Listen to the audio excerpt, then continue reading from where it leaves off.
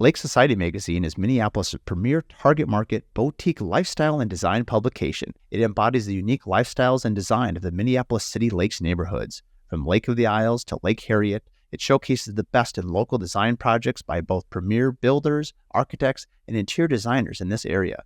Lake Society magazine has the look and feel of a national publication with glossy covers, high-end finishes. It's mailed directly to upper bracket single-family homeowners in the City Lakes area, and it's the perfect local coffee tabletop publication. Subscriptions can also be available through the website lakesocietymagazine.com. Additionally, publisher and founder Karen Steckel has over 27 years in the local magazine publishing industry and has a passion for high-end photography and quality graphics. Her commitment to quality, visual simplicity, and beauty are strongly reflected in her beautiful Lake Society magazine.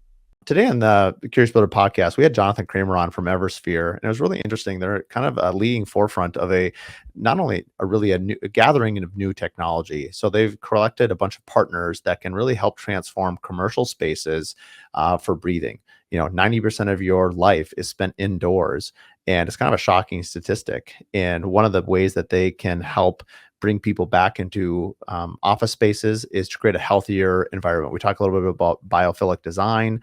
We don't talk a lot about the residential market because it really hasn't hit there yet, but this is going to be a very interesting episode for those that are interested in health consciousness and in wellness and the things that we breathe. There's some really new cool technologies that we're going to be talking about. So if you're interested in that, this episode is for you. Without further ado, here's Jonathan Cremer.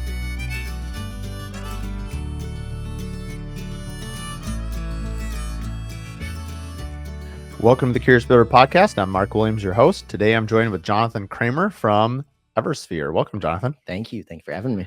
So I thought before we do the full normal intro, I thought it'd be pretty funny to just explain how we first met and the confusion. So Jonathan Cremer is spelled Jonathan, A-O-N, not A-N, Cremer, C-R-E-M-E-R, which would have been helpful to know. So we met because I was asked to be a speaker at a recent Powerhouse Smart event. And the person who was leading it all up was like, oh yeah, Jonathan Cremer is, going to be, we've asked him to come talk about his company. And I'm like, great. And of course I'm thinking like, wow, she must really know who I thought was John Cremer from J.K. and Sons, the builder, who I just interviewed like a month before this had happened. And so I'm like, oh, great. So John and I can talk about hospitality. Like, this is going to be great. John and I haven't shared the stage together like this before. So I called John Cremer with a K, and I left him a voicemail. I'm like, hey, John, really excited that you're, joining us for this hospitality deal with Powerhouse Smart. I think that's really cool that you're going to, what do you want to talk about? I'm kind of playing the host, what kind of angles do you want to talk about? And he left me this voicemail. I think he was on vacation. He's like, I have no idea what you're talking about. It was hilarious. And then come to find out that it was not the same. It was a Jonathan Cremer. So anyway, it's so funny for the audience that is local in Minnesota, you'll know who that John Cremer is. For those that aren't, this probably isn't nearly as funny as it was for me. Right. I definitely admire John Cremer's work as well, and along with yours too, of course. But yeah, no, that's a great story. So back to Jonathan Cremer. Tell us a little bit about Eversphere. I mean, you and I have a few other mutual contacts. I mean, through Mark Ostrom, the Joy Collaborative, that'll come up a little bit later. But why don't you give us a brief intro of kind of where you started, what the company is, and kind of where you're going, and we'll dive in deep. Yeah, absolutely. So my business partner and I, we launched Eversphere, which is a sustainability consultancy focusing on accelerating resiliency in every environment. So we're really blending environmental and human sustainability to ultimately create healthy spaces for people to work, learn, heal, whatever it may be. In a post-COVID world, people have anxieties about coming back to spaces. So how can we create more resilient applications worldwide to make people feel comfortable, and really diving into high-performance real estate, market transformation, and what is the future of commercial spaces? We dabble a little bit in residential, but not a whole lot. But yeah, we're 11 months old and just hit the ground running, and excited to be here. So I'd love to dive into where you came from, but maybe before we get in there, because I still don't know, and I know some of it is a bit of smoke and mirrors as you kind of go through this PR process, even with your website, which we'll have tagged later in the show notes, is like understanding like, what is it? Like, what is Eversphere? Like, what is it that you do? Is it, I think it's air testing. Help me understand what it is that you actually do. Because all the things that you said are super helpful, but I don't actually know what that means from let's say I own a a condo building or a giant building that my tenant left, to your point, maybe everyone was working it from home and now I have to draw my employees back to the office, which is a huge buzz thing in most big cities. Mm-hmm. And I know you're playing in that market pretty big. So what is your pitch to people? How are you getting them sort of to buy into what it is you're doing? And let's walk through what it is you're actually doing for them. Yeah, absolutely. Yeah, so we have a curated portfolio of different partners, different products, and data-driven solutions to really capture data and what's going on in spaces. So we come in as a consultant, for example, partnering with a commercial real estate firm that has a portfolio of different spaces that are sitting empty. So in this type of route, what are we going to do to create a stronger, more high-performing space? And really delving, you kind of mentioned it, air quality and air performance is really our bread and butter, and the foundation of Eversphere has really been evolved around the elements of the well building standards. So spaces that you have access to clean water, natural light, nourishment, essentials to really do your best work.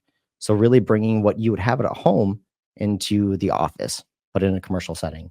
So from a consulting side, we can come in, create workshops, different elements needed to really curate a need for a space in the commercial real estate world.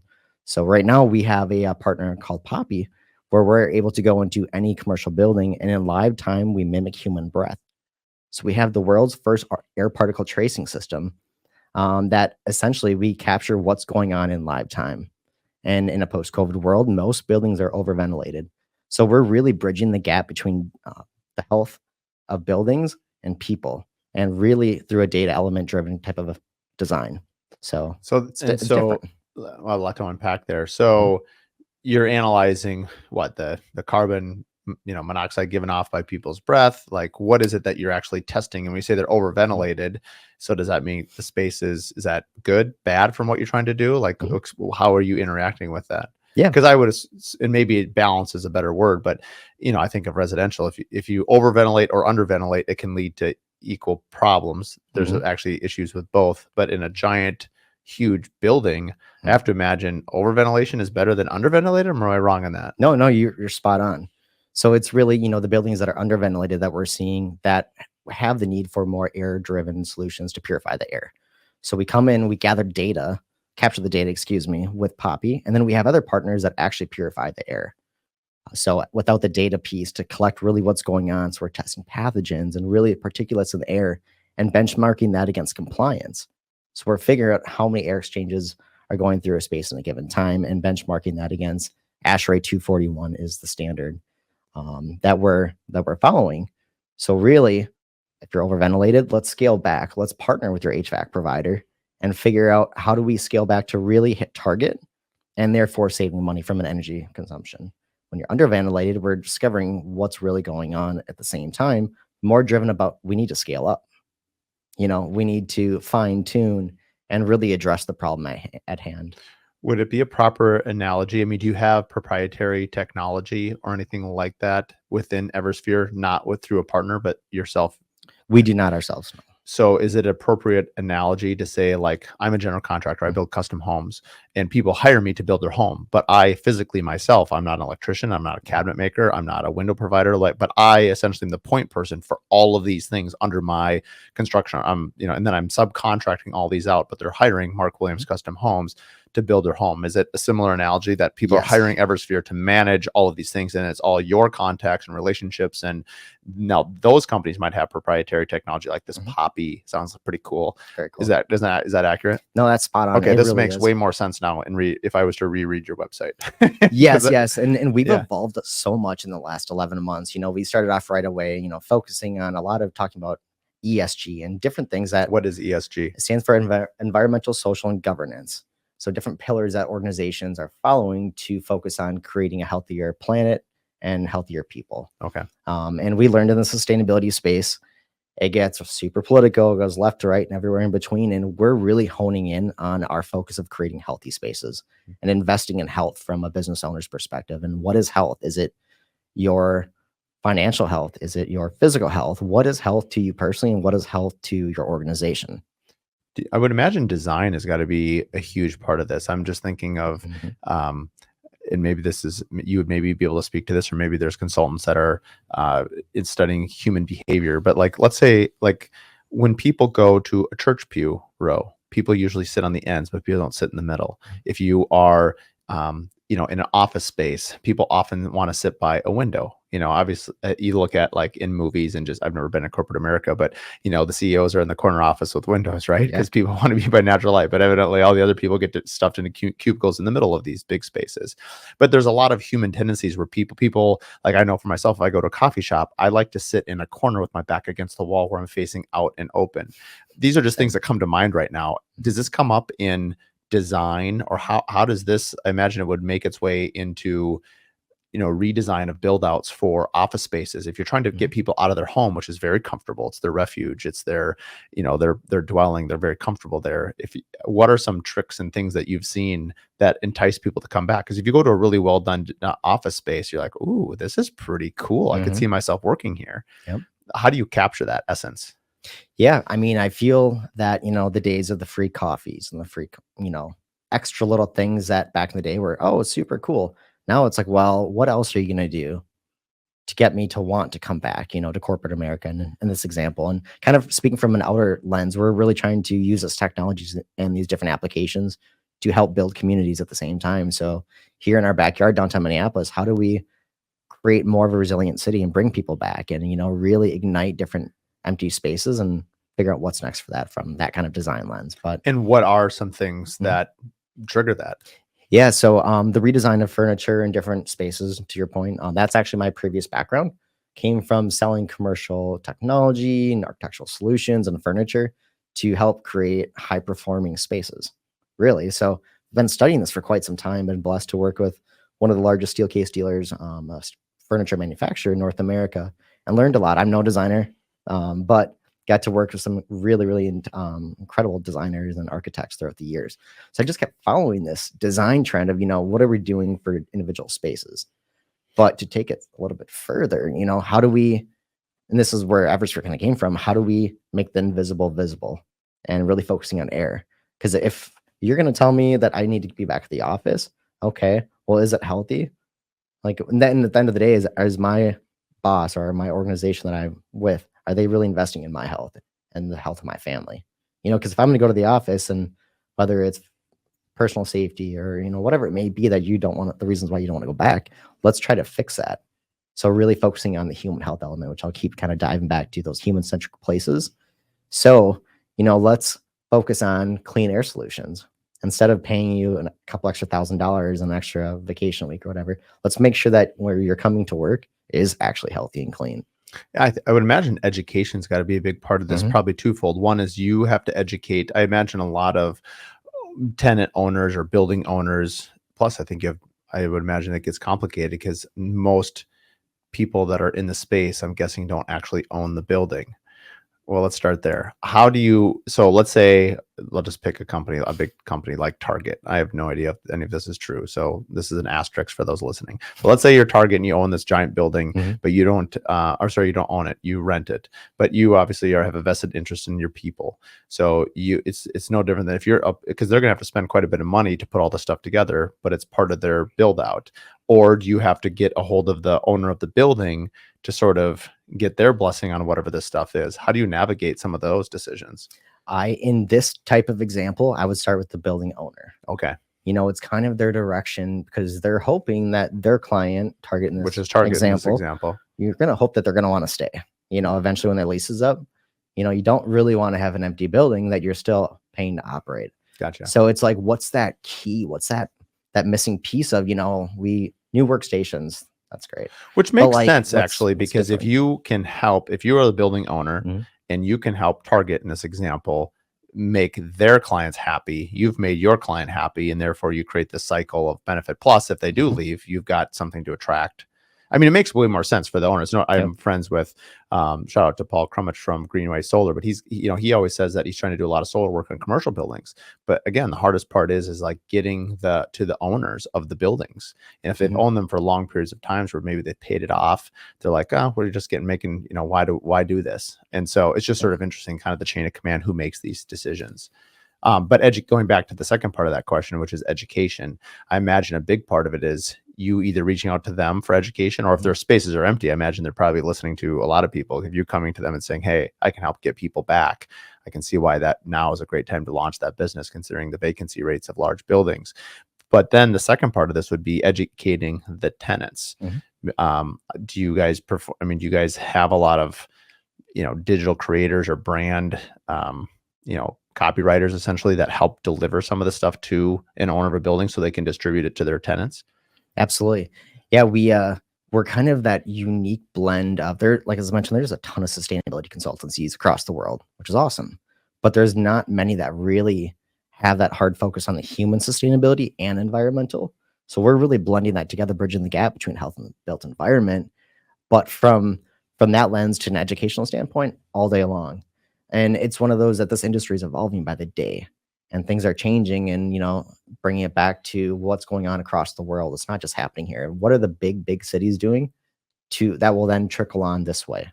Type of vision is what we have, starting from the outside in, and then providing different educational applications like CEs and things like that. And it's been great. I mean, one of the reasons why I wanted to have you on the podcast was threefold. One, to hear your business story. Two, we had mutual friends. But the third was about that indoor air quality.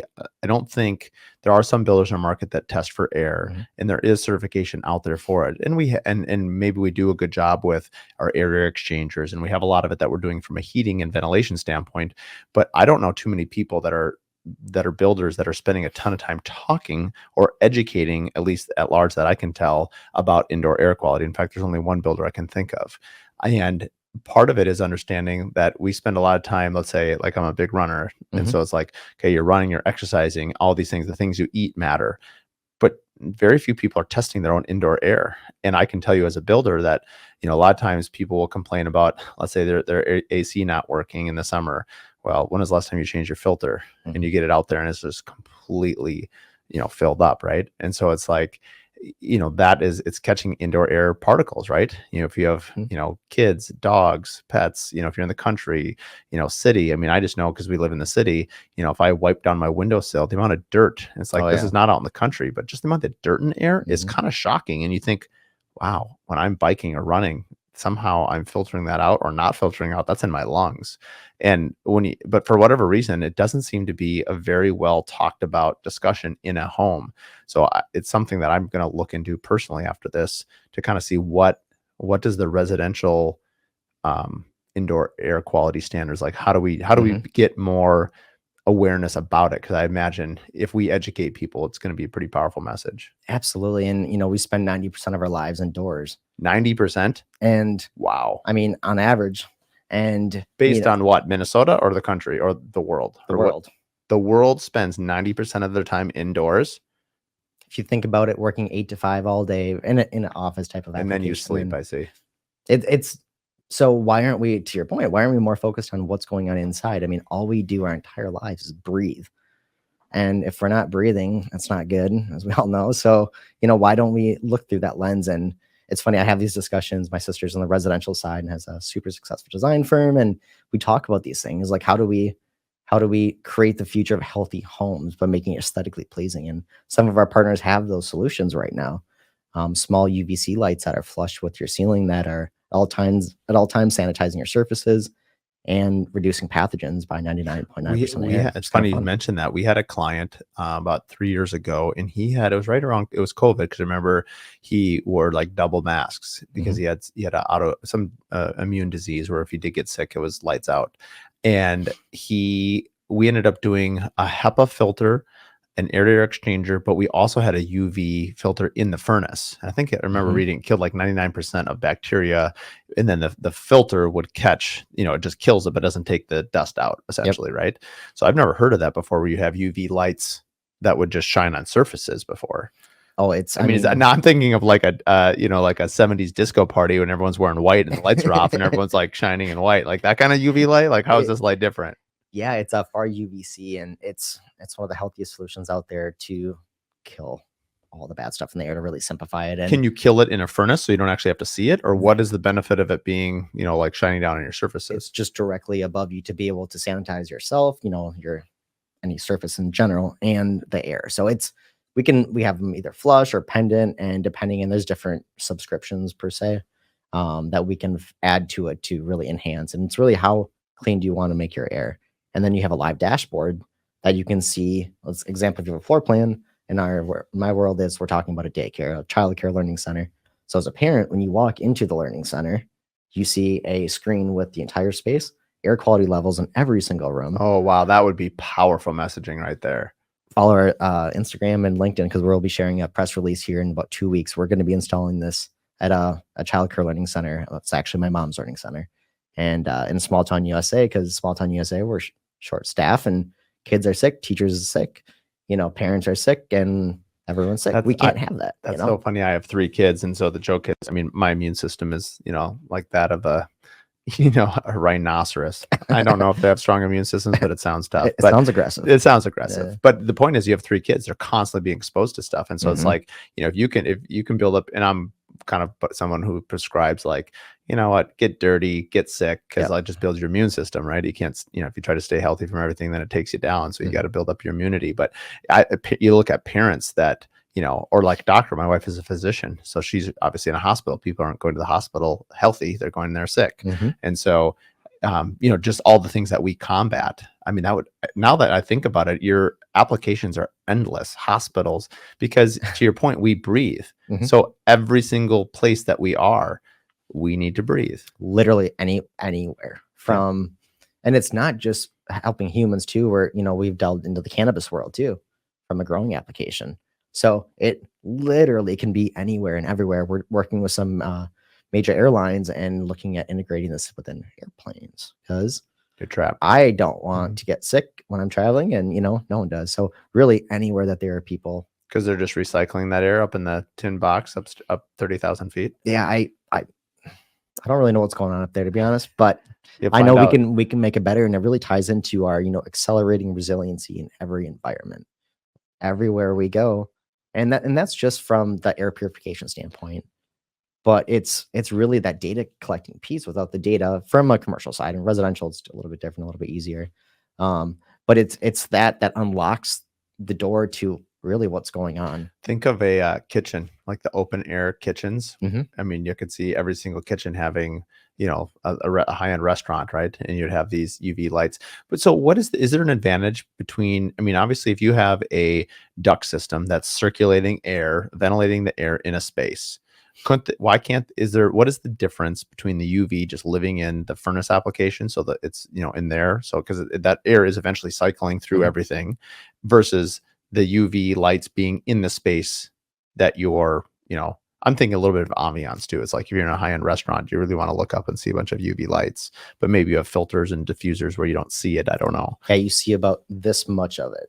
Is it purple? It's purple, but it's very light. You can barely tell it's up there. Okay. So in a corporate setting, conference rooms and stuff, you have speakers everywhere, but most people don't even know that it's there. But going back to my question, can it live in the furnace because it's cycling all the air in that room or building anyway, or does it have to be in like every open space? For our solutions that we have right now, it's just for individual spaces, and we can add more and whatnot too. From a cost perspective, what you're talking about is incredibly expensive. The furnace one? Okay. Wow. It's more space to cover as well. So depending, and kind of diving into what I kind of told you about last time we met about layered technologies. So we have, from an air purification system, we have mobile solutions as well. So let's say you have spaces that are not really frequently filled. So instead of investing in a UVC light to sit there at all times, we could have a mobile solution that we can come in, plug in, and also does the same thing from a different type of cost perspective. So depending on the application itself, if it's a school, but if we're talking disaster relief, having these mobile solutions, definitely the route to go. I could think. I wonder about what about like a hospital, like a surgery room? Oh, 100%. Are they already in surgery rooms? Okay. Yeah, correct. Yep. And I mean, it's a very unique technology that we were blessed to be introduced to about 6 months ago. Okay. And I mean, everything from kids to the daycare thing. Now that one I totally makes sense, because they're constantly, their feet are in their mouth, their hands are in their mouth, everything's in their mouth. Toys everywhere. Oh, they're everywhere. Touching your eyes on touch. I've got a bunch of nieces and nephews, and I get it. And most of my friends have kids, and so I'm always around the kids and love them all. But it's like, I know what happens when my friend's kid gets sick, and then she's the It teacher, just and then my mom's just there. And ripple effect. oh yeah, and then part of the incentive of living in small town USA, where I'm from, is this learning center is part of our family-owned recycling manufacturing company. So it's an incentive to move to small town USA, work at a really, really cool recycling company, but be able to take your kids literally across the parking lot for childcare at a crazy good rate. And I swear, those kids are going into kindergarten smarter than I was in the 5th grade. Oh, I know. It's What they're educating them now is pretty impressive. it's amazing. So really just accelerating resiliency back to that everywhere we go. One of the things that I don't want to forget this, the little timeout here. How did you come up with the name Eversphere? There must be a meaning behind it. And the way it's spelled is interesting. It's EVRS, well, sphere, but it's missing an E. What's the thought on the name? Yeah, it took us quite some time. We had worked with the marketing company out of Minneapolis and really just dug deep, and we were all over the place. And I wanted to be, my business partner and I wanted it to be continual and something forever, ever. So kind of looking at that lens. And I've always had this global vision in my mind of conquering the world, and not just here locally, yes, but I want to help everyone. And we joke that, we're not doctors, but we're wannabe doctors, and we just really want to help people. And of course, there's energy savings and people are saving money. But at the end of the day, if we can just make an impact on people and healthy spaces, we're happy. Are there much for like federal grants and things like that? Because I'm thinking, obviously the prevention is worth a pound of cure comment. Just that, if you're keeping, and I can see why it again goes back to education. If you can keep people working less sick days, I think of like our medical care system, which needs obviously some help, and it's not an easy solution. But again, if you can keep people out of the hospital, there's a cost to this. And while there's a cost to what you're doing, I'm sure, and maybe we can talk a little bit about that. It's easier. I think someone said recently, someone had just downloaded and said, hey, you know what, it's really expensive to be active or to travel or to, buy the equipment if you're into biking or triathlons or whatever you're into. And the comment was, if you think health is expensive, try being sick. And the comment was, it's much, much cheaper to stay healthy and be healthy than it is to try to fix when you're broken or sick. Oh, absolutely. I mean, I had the flu a few weeks ago. I was out for about 2 days, and I know that I don't have 2 days just to be sick, and what did those 2 days really equal up to be from a cost perspective of me not working, as an example? I still work, don't get me wrong, but, not to the typical performance. Right. And from a corporate America setting too, if I'm a big organization trying to attract people to want to work for us, I would like to personally want to, as an employee, want to work in a space for a company that really cares about me, because when I go home, I'm going to bring whatever I got here to my children or my partner or whatever that may be. So investing in me, or if someone's bringing it from home to the office space, they can obviously keep them healthier as well. Absolutely. Where does, you had mentioned this when we had met, a month or two ago when we were doing the Powerhouse Smart about biophilic design. I didn't know what the term was, and now I talk about it all the time, so I know a little more than I did previously. But can you kind of explain to the audience, to those that don't know what it is and how you're seeing it? I feel like the commercial world is far ahead of this, but, we've had plants in homes for a long time, but that seems to be more of a homeowner issue. But why don't you tell us a little bit about where you see that, how often you recommend it, and kind of where you maybe even see the field emerging? Because there's some pretty cool stuff, like those little pods you were telling me about were pretty cool. Yeah, no, definitely. The whole concept of bringing nature into space is something I was introduced to back when I first started in my Target Commercial Interiors day, when I was working with designers and designing spaces. And like I said, I have zero background. So I had the conversation about bringing a bunch of plants in. I was like, well, what is this place? Like, is this home or what is this? And I quickly learned the benefits of being surrounded about things like that. It's like, would you do your best work in a big cubicle in a corner with no light, or in a space that you're inspired and you feel rejuvenated? I personally would go the rejuvenated route, personally, from a productivity and creativity perspective. So back to that, bringing nature into space, helping from a cognitive perspective, and really just helping creating healthier air at the same time. So there are, of course, a lot of faux options. But there's some really, really, really cool companies out there that have data-driven technologies. Like one of our partners, it's called Babylon Microfarm. So Babylon Microfarm is a vertical farm company out of Richmond, Virginia. And essentially it's virtual vertical farming. So you order these pre-seeded little pods, like a K-cup or an espresso pod. You pop it in, you scan the QR code, and you grow together. So they're regulating, the the air and the lighting and temperature and things like that. You just have to be able to water it and have it connected to a water line essentially. But the ROI in ordering these pre-seeded pods are quite impressive. I mean, I personally waste a ton of money on getting produce. I try not to. It's just me. But am I going to finish all of my entire thing of spinach? Probably not. So if I would be able to grow, and from kind of tying it back to the commercial real estate perspective and building owners, if my building's sitting empty, why wouldn't I want to get creative and create more of an aesthetically pleasing space through biophilia? Also bringing in this element of wellness through a vertical farm that has a biophilic application already built within, but also producing produce to help create wellness within a space. So let me get this straight. So you're going to have, this is a vertical wall, like an art wall or some place within an office space. Mm-hmm. And you're going to have these little pods. So the art feature is going to have like a spot or an indentation for these little pods to go. And then there's going to be, it must be all of a setup system. So there's somehow a water line, for lack of a better description, we'll have a sprinkler line of some sort hooked up to this. And so it's, that system then is regulating how much water. So no one has to feed it water manually, right? It's all going through this whole system. Mm-hmm. And then those plants are growing. And so in this case, you're saying like you're growing like basil or tomatoes or like vegetables or like, what are we growing here? And then someone has to like harvest them, or what are we doing? Yep. What are we doing? I mean, it sounds cool. It's like a vertical, like, hey, if you're hungry for lunch, come in and grab some corn on the cob, grab it off the wall. I mean, sounds kind of good. It's really, more leafy greens. Okay. Is really kind of the focus, and it will evolve over time, the company and the technology, but leafy greens. So let's have the basils and mint and microgreens and edible flowers and things like that. And it's one of those things that can be installed anywhere you really think about. So if we think of a building owner's perspective, downtown Minneapolis, there's a building that's quite empty or about 50% occupancy. Why don't people want to work out of here? It's a beautiful place, but there's not a really lot of life. So if we can create a community, a space where people can come as a tenant, come pick your greens, come, create a challenge, let's say, within your own organization, who can make the best salad each month or something like that. So there's ways of learning and growing and evolving and wellness all in one too. But yeah, anyone can go. I mean, because it's interesting. I had not caught that part of it. So I was thinking, I guess you can grow anything. And in this case, you're growing the produce that you're actually going to eat, which is actually pretty wild.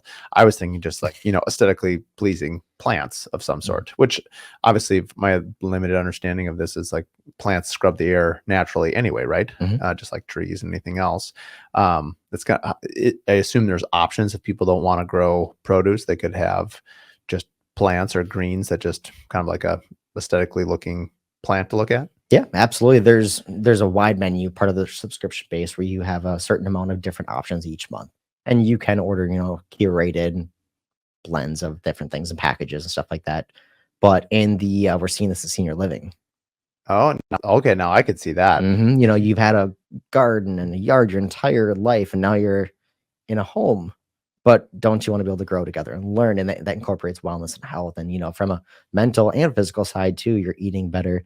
And from a sustainability side, you're not waiting for a ship to send a crate and this and that and shipping and driving so you're reducing your carbon footprint. We're growing everything right here. The ROI is wild. And the company is really based around sustainability and on a global lens as well, similar to us. If we can bring these to different places and spaces throughout the world where nourishment isn't available, and we can grow and have an incredibly strong ROI and provide and actually help people, why not? This episode is brought to you by Pella Northland. For 19 and a half years, I've been building homes, and 95% of all of my homes have used Pella windows. I couldn't be happier to call them a partner in our builds and our remodels. Whether you're an architect, a designer, or a remodeler, I'd highly recommend Pella windows. They can fit old homes, new homes, reclaimed, commercial, and really everything in between. Pella is a company that we trust and that we recommend to our clients. Additionally, in management, Peter and Ed have just been absolute fantastic people to work with, as well as mentors to me personally. So when it comes time to look for a window, I'd highly recommend Pella windows. Find more at pellanorthland.com. Also, if you're interested, you can hear episode 1 where I interview Peter and Ed together for a great listen on business and Pella windows. I mean, it sounds kind of like a sci-fi movie where you're on a spaceship, or like, The Martian, right? Where you're growing it all on your wall of your spaceship. That's pretty cool. How are they sourcing natural light? Does it have to be designed in a certain place, or are you putting UV lights in a space, or how are you Mhm. creating the natural light, or it can only be in certain places? It can go really anywhere. And having the lighting already inside and incorporated, it's already taken care of. So the natural light part is great, of course, but these things weren't installing in cruise lines, as an example, in kitchens. Oh, Because you this is can't rely on, produce to last, or what if there's a bad batch of all your lettuces and now you have a whole. this is amazing. Wow, It's this is kind of it's super cool, mind-blowing isn't it? hearing this. Yeah, it's super Yeah, cool. and education too. Like, let's learn together, let's grow together. Um, Anywhere, corporate America, like, hey, come back, like, let's, instead of going down the road and spending like my $17 salad, that's awesome and it's great. And I love supporting, the local economy. But if we can grow here together and we spend more time and we're learning, and from a culture standpoint, Where are that you helps. seeing the adoption of people responding to this? I mean, Mhm. how are people when you're sitting down and, either designing or what's like, walk us through maybe some of your sales pitches, or like when you're meeting with people, like walk us through like what are the things that are like, yes, sign me up, or what are some harder sells, but then after a little while in, because granted it's pretty early, you've done this for about a year already. Like what's working and what's not working? Yeah, the fun part is that we get to really tailor our message to every vertical market. So, great success has been in higher ed, professional sporting applications. So, if you're, let's say, you're a sophomore basketball player at a university, and you want to be, of course, as healthy as you possibly can be, but to be able to have applications like this near within your campus where you can go grab your leafy greens and create this and that. So it really ties into clean air and having that the human health element driven right to the table, literally. So things like that, higher ed, have been really great in professional sporting. The cruise lines, absolutely. Hotels, So you're actually, going all over the country because there's not liners coming out of Minneapolis, Minnesota. I'm taking it. correct. There's a few installed in Minneapolis now, with Babylon, but it's really neat too from a branding perspective. Let's say we're University of Minnesota, we can add the branding to the bottom of it, and it's beautiful. It's lit up. It's aesthetically pleasing. It's a conversation piece, honestly. I got to see one live last summer when I was at a summit in DC, and I instantly walked up and saw the owner. I was like, "What is this? And how do I learn more?" And from there, it just kind of flourished. And I mean, like I said, it can go anywhere. Wow. Same kind of thing, and in homes too, if you have an in-home daycare. I mean, yes, is it expensive? It is, but the ROI, When you say far more expensive, impactful. can you give us some? I mean, how do you even? Mhm. I mean, because the application is so different. But like, what should we even be, when we're thinking about this plant wall, or a vertical garden in my home or business or cruise Mhm. liner? Like, what kind of cost ranges are we talking about? Absolutely. So there's 2 versions of this, and the first one's called the gallery. It's about 5 feet wide, 6 feet high, and about a foot and a half deep. So for that alone, the product and all the technology is about $15,000. And so people sometimes think, "Wow, that's a lot." But also, I may take a peek to the right and look at the $40,000 conference table sitting right there too, or the $100,000 private office. So when you look at from that lens, it's not too crazy. And Mhm. then there is a price for the subscription, Right. each month as well. And what So would something like that be uh, on that size of a wall? about $395 a month for the full subscription. Okay. So you get your leafy greens, everything shipped to you, and then you have your dedicated farmer per se, And are you the so is regulating. Eversphere managing all of that under its umbrella? Or I think Babylon, by the sounds of it, is the company, or are you then Babylon kind of takes that over? Babylon kind of takes that over. Okay. We kind of connect, and we're still a partner of our client, but it's really the data that's conversed back and forth between Babylon and because at all times you can also look at your app or whatever it may be and see what's going on. Or let's say row to tray XYZ, something's going on. You know how to address it, and they catch it in live time, which is kind of fun. So you'll get an alert, and then you work together to, That's super cool. and I can't then wait to see some of the videos of this stuff being installed. And so how, cool. from a, from a future standpoint, like where are you at now? I mean, I assume a lot of the last year has been education. I guess Mhm. like two parts of this question. One is you mentioned before about partners and layer technology. Like, how have you discovered your partners? Was it from previous jobs? Is it, there's competition out there. How do you set yourself up apart? It sounds like some of it's pretty unique because of your real-time data with Poppy, but how do you, I guess, how do you pitch this? Like, why should a company go with you if there's someone else out there? Or, the number of partners that you're bringing to the table, I Mhm. imagine, are pretty powerful sales message as well. Absolutely. Yeah, kind of a unique way to look at it is that with all of our different partners, at the end of the day, our focus is they all help create healthy spaces. So to be able to tailor the conversation or the client based on the needs, and a lot of these companies already are publishing to the world through these ESG reports, as I mentioned, what they're trying to do. So you can go online and see that, let's call it Best Buy. You can see their sustainability goals for the future. So then we can then tailor our conversations to that exactly, which is kind of a unique approach. But really, our vision is to bring these partners to the table to really, really, really dive into what's going on from a human side and environmental. And I'll keep saying that because that's what really makes us stand out Hmm. is our really focus for creating human-centric spaces that are high performing. So with Poppy and having that alone to really drive to open up the door, the ROI is absolutely insane. And from kind of our world of thinking about commercial real estate, it's about 5 cents per square foot to monitor, also subscription based. But I mean, if I can save a company, a big box store, let's call it $200 million a year, absolutely. Most people are going to say yes. And we get to help create a better brand at the same time or creating healthier spaces. There's a lot to it. And having the technology and our partners and we curated these partners really based on I my business partner and I we really truly feel that they are the best, most high performing, and really the best support. And with the collaborations and layered technologies of bringing different, for example, air purification systems into the world at the same time to achieve needs of creating high performing spaces, it just works. There aren't a lot of, we don't really have a competitor, a direct competitor, truly. Because it's so unique, Mhm. the variety of partners, and really, I mean, it does. I've never heard of this. I mean, it's really unique. I mean, that's what drew me into wanting to talk to you more about it. How do you, from the time that you sit down with a company to the time they implement it? I think I read somewhere on the website that was like 80 days for kind of ESG investing, like Mhm. that period. So walk me through what happens in this 80 days. So you're getting all the data. Walk me through kind of that process. So we're like, okay, I don't know if you've got kind of like a menu of things that I'm considering, but I imagine there's probably a trial period, or like I'm thinking of a design retainer. Like, hey, let's start here. Let's Mhm. get all your data so Yep. that we can recommend things that will fit the best for you, and then show you kind of the ROI on each different platform you might be interested in. Is that about how it goes? Yeah, correct, correct. It's that first and we talked a lot about ESG before, and we're kind of reshaping our message, talking more about sustainability business strategies. ESG gets quite political, and we're really here to be more of a partner and a consultant than to battle through some of those conversations that aren't, it's not what we do. There are companies that do that. So really we can create a sustainability roadmap throughout this 80-day process, partnering with another partner of ours called Good Lab.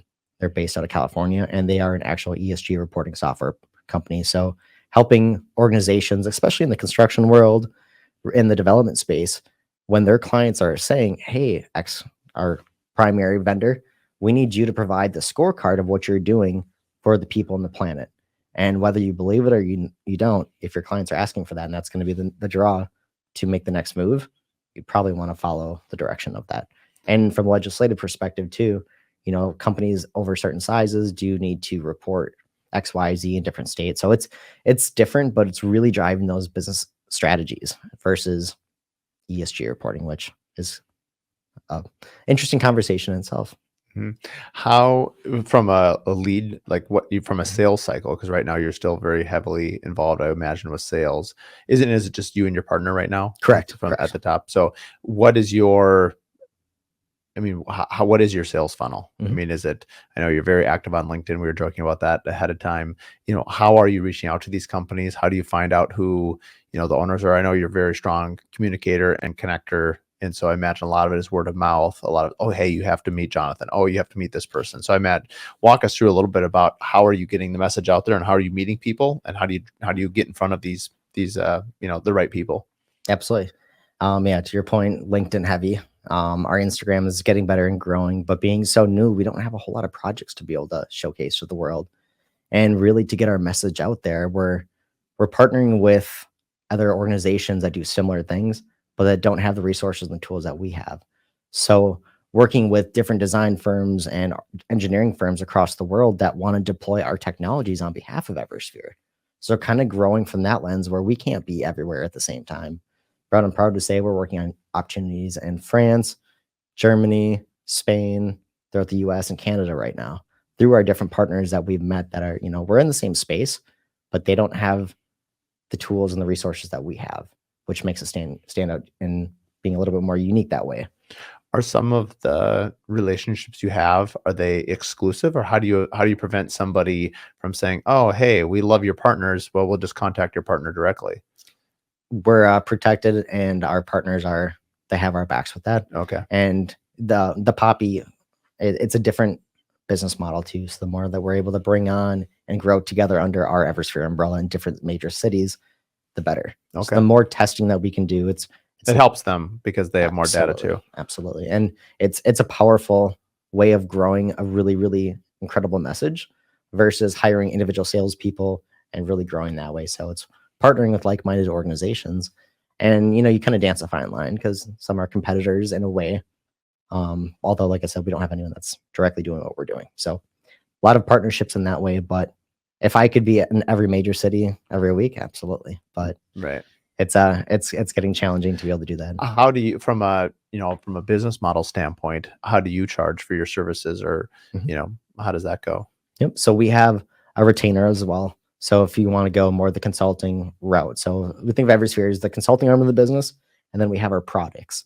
So if we have some clients that just want solutions for air purification, we can just sell you product direct.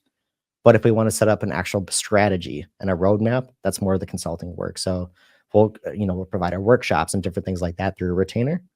But really, we invite anyone just to reach out, and we love having conversations and learning if this is maybe a good fit or if it's not.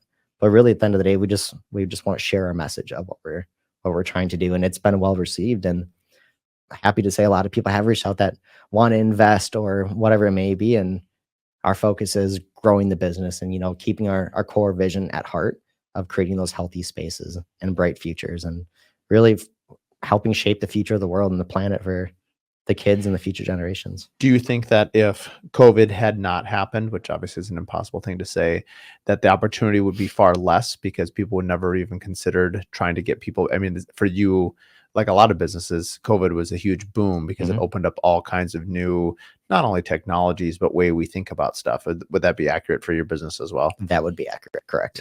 Yeah. It's one of those that, I feel like the world, we should have focused on more what's going on in the air before. I mean, and for the last however many years, and people are always sick or whatever it may be, but why hasn't anyone really dialed in and focused on that? And it was COVID that really opened eyes across the world, of course, and really realized what's going on. So at the end of the day, if we can help reduce the amount of sick days and create a better experience, and we joke around, we want people to leave work feeling better than they did going in. But if we can do that and help the building owner and the business owner and everyone just be happier and healthier.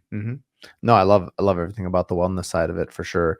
How let's go. We usually dive into this in the very beginning, but we got a little not sidetracked because we went down where I wanted to go. But let's talk a little bit. How did you even get into this? I mean, you obviously had a previous career or careers, and how did you decide that this was the business you want to get into? And it sounds like you have some family business inspiration as well, and it sounds like you have a few other businesses that you're managing on top of all of this.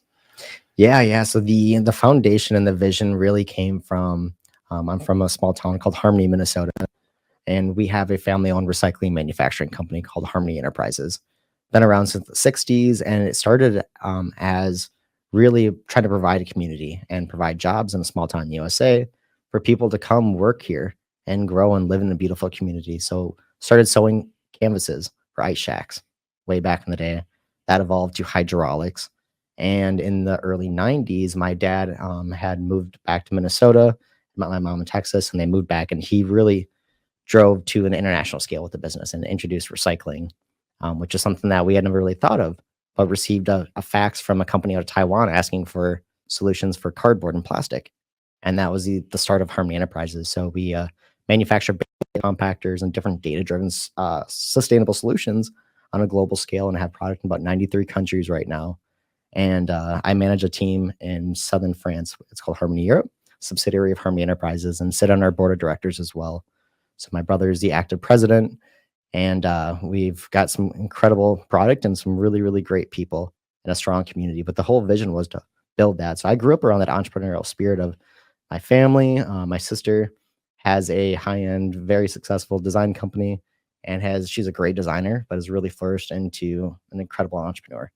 And so seeing these businesses grow and growing up, my dad had a rule out of college. He won't hire his kids. Go learn the world. See if it's a right fit down the road, which I'm so blessed that that was a thing, because I did learn. I wanted to work at Target out of college. I didn't even know what Target commercial interiors was, to be honest.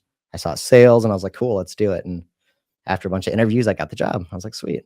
So what am I exactly doing here? And so it was the furniture arm of the business, working for a steel case dealer. So got into the commercial development space and really figure out how do we design high performing spaces through furniture and different design applications. So it got me thinking of like, how do we bring the next generation of recycling solutions or sustainable solutions across the board to the world through what I've learned and through what our family business is already doing. And my business partner and I had this idea of, creating this company, Eversphere, that we can, curate a portfolio of really unique products and solutions to help really drive more of that resiliency.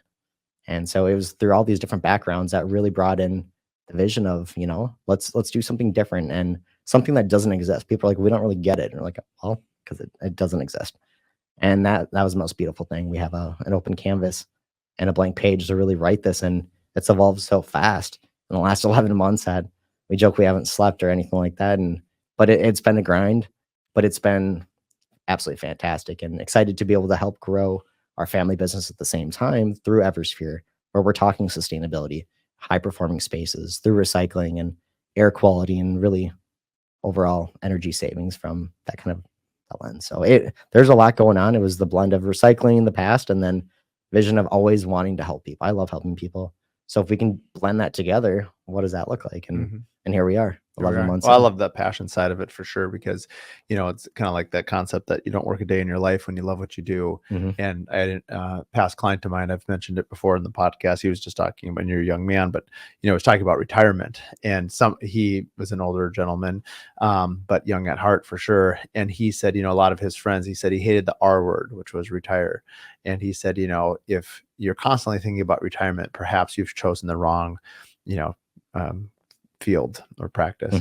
And I love, even having kids, I think about like whatever they're passionate about, I want them to do. And your dad was smart, having a successful business. How do you get new blood? And it sounds like your brother, I don't know, his story, but, did he go out? Did he come back? We had Mark Shear from Shear Brothers Lumber here locally on, and he had a similar story that he shared, that you couldn't work for the family business till you, I think, had to work 5 years at a different company, get a promotion or something to that effect. And it just makes a lot of sense for these multi-generational companies to how do you get new ideas? Because, it's not that, and we've interviewed a number of, father, son, and, husband and wife teams, and daughter. We've had, Kate O'Hara and Martha O'Hara interiors on. And like, I love hearing this succession of family to the next family, and how they hand off the torch is not an easy thing to do. And so it's just kind of interesting to hear there seems to be similar thought process. You want the next generation to be passionate. You want them to sort of feel like, I don't like the word handed, because it's anyone who has taken over a family business, you aren't handed anything. It's a colossal amount of work and expectations that go with it. But, to the outside world looking on, there can be a lot of, preconceived notions of what that is. But so many businesses, especially within my field of construction, I mean, there's tons of family businesses, and they do very well. How do you sort of ensure that the next generation is armed with new information, new ideas, and can kind of push it forward? And then there's the transition period. Sometimes when you have, my dad used to always say that you can't have two, lead dogs on the sled. We were fortunate because we were really good friends and still are, but he and I never actually worked together. And I'm sure we would have figured it out, but he and I are so similar. I'm not sure how we would have called the shots, because we're both, delegators and kind of the same. I'm so much like my dad. So how would that have worked? But, at what point, I guess, on this thought, did your brother come back into the family business? Did he leave for a while and then come back? Yeah, absolutely. Yeah. He went to college in Texas and worked for C.H. Robinson for many years, and very successful and learned a lot and really brought in a new element of, customer service to Harmony Enterprises. Yep. And moved his family here and has grown. And now he's, the fire chief and does an incredible job with our organization and the power of us together. And, I'm not there every day and he absolutely is. And he's definitely the integrator and innovator, and he's getting a lot done, and we're able to kind of help figure out what else is going on in the world from a sustainability perspective. So we're out here gathering these insights of what's going on and generating new ideas and new opportunities that no one would ever have thought of. So would love to blend, what I'm doing now with Harmony Enterprises and really see what we can do. And I'll be in Europe in September for about a week and have a ton of great meetings already set up for Harmony Enterprises and for Eversphere, and we'll be testing using our Poppy technologies already throughout Europe, and excited to see where this goes. And I could imagine that for whatever reason, correct me if I'm wrong, but I feel like the European culture is probably more primed to be interested and talk about this. Am I accurate in that? Spot on. And I think like, tying it into residential a little bit, I think it's just a cultural difference, because I think in the United States, and I've mentioned this before, I mean, nobody builds that I'm aware of homes faster and at scale better than the United States. And I think, ever since, I think they called it the post, World War II baby boom generation, the boom, we needed cheap housing and we needed it fast. Well, we really haven't. We've slowed down. We're actually well behind our curve. We need to build a lot more housing than our population has right now. But I think I looked this up in a previous interview. I think the average person lives in a home for 12 and a half years as an average. Now, as builders, we're going to probably move a lot more than that number suggests. But the point is that in a lifetime, you're probably going to live in 5 homes, 4 to 5 homes. But in Europe, there's a reason, like you think of like triple pane windows, long-term sustainability. We visited a family that lived in Switzerland, and it was like 4 generations have lived in the same home, and they sort of do an addition for like the family for the tweener, but then eventually the grandparents will pass, or, and it's different because they're not thinking about just themselves.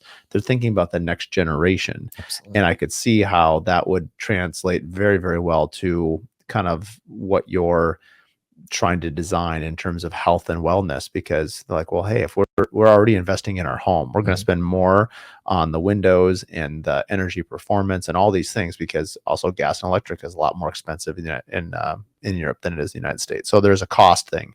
I know, at least, from a free market point of view, like, gas and electricity has been historically very inexpensive in the United States. And, obviously Europe's got its own supply and demand issues. And so they're sort of forced to get smart on some of this stuff. But I could see how that would take off really, really well, just given some of their, I suppose, attitudes towards those topics. Yeah, no, you completely nailed it. And they're far ahead of what we're trying to do here. So the conversation is well received. And to be able to have unique solutions and technologies that no one in Europe is talking about right now, it's a game changer. And to be able to have that spread like wildfire. Are all your partners US based? Correct. Yes. Will that be any sort of issues to implement it over there? Nope. I already got that approved and we're good to go. And it's unique. I'm always used to selling physical things. Selling tech is a little bit different. So we're blending tech with actual physical solutions. But I'm used to lugging, a big car full of stuff and all of these things. And now I'm walking in with a little nebulizer that we drop a little saltwater tablet in, disperses in the air, and one little sensor about this big. And we let it go for about 30 minutes. And we log in, see what's going on live time, and we take it with us and we go. It's really very techy, and it's almost too good to be true, it feels like. But do a lot of the people that hire you want to be there when it happens, just because they're sort of intrigued at like what this whole thing looks like? Absolutely. People just stand around like, you get the oohs and wows and what is that? But it's pretty unique. It's like a Star Trek analyzer is like, this planet has 24% carbon. Yeah, no, it's pretty cool. And like the designs are amazing to be able to see in like a large, let's say it's a 34th floor of a building that's 30,000 square feet. To see where you should be testing based on the design is really, really impressive. And then to get accurate live data based on the different zones where you're testing, It's I mean, just we're seeing, I mean, in housing, we're seeing quite a bit of, I think lighting is having its moment and automation control. So, you can have, control for Lutron, whatever the brain CPU power is. Mhm. And then you have, whether it's lighting control, there's a fixture called Ketra, which is, I think it can mimic like the path of the sun and temperature settings. Oh, wow. So it's a big part of that lighting is how do you feel? So like in the morning, actually you're trying to wake up, so brighter lights, in the evening lower lights, but it's actually following a very similar cadence. I think it can follow the circadian rhythm. And so how I think people are going to be much more primed to receive what you're talking about, not only in commercial spaces, which makes total sense Mhm. because that's where we're working, but I do think I could see it'd be interesting to see how this evolves into the home space. And it could obviously be much smaller scale, just because the home is obviously smaller.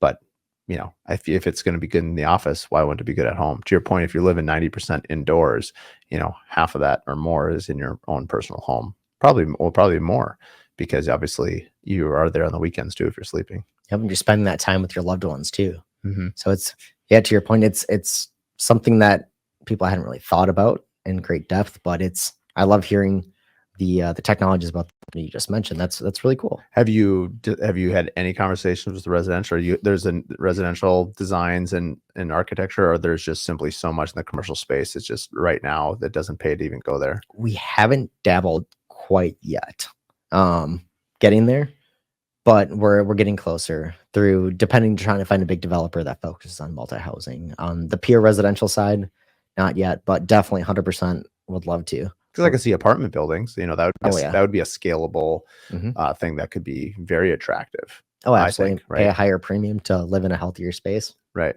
There are a few apartments that are well certified, similar to LEED, but WELL's focused on the insides of space. I've been seeing those pop up downtown Minneapolis, and well certified buildings too. So when you walk into one of those buildings, you realize that the building owner invested a significant amount of money in making sure that this building is healthy.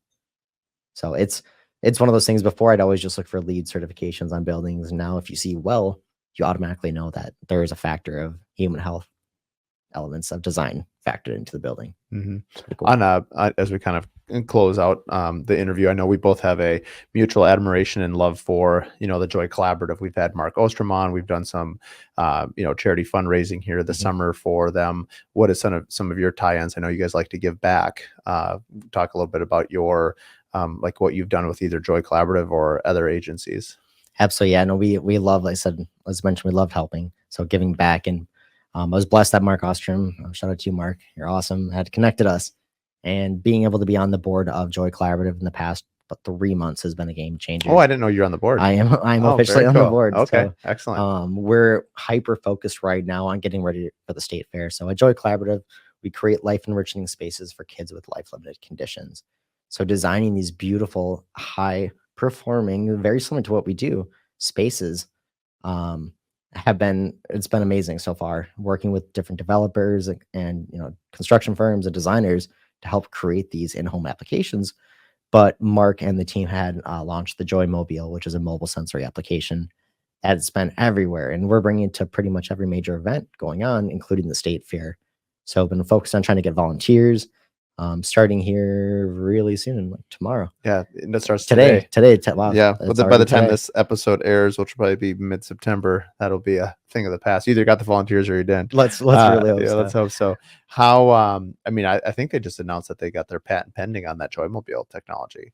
And for those that haven't listened to the previous episode, I can't pull it off the top of my head which one it was, but Mark did his entire spiel on what it is that they do in quite detail. But the thing that impacts you sort of the most visually is that Joymobile. The fact that you have got a mobile unit that can go anywhere, and regardless if you have any sort of disabilities or learning to autisms or anything like that. Even like I go in there, someone who has probably undiagnosed ADHD, it is a very calming environment, and it's like the sound, the acoustic ability, it just kind of calms you down. And so maybe I should park one of those down at my office. So yeah, I mean, it's one of those kind of similar to what we do. It can go everywhere, and to be able to have those places and spaces to be able to rejuvenate and just divert from life is.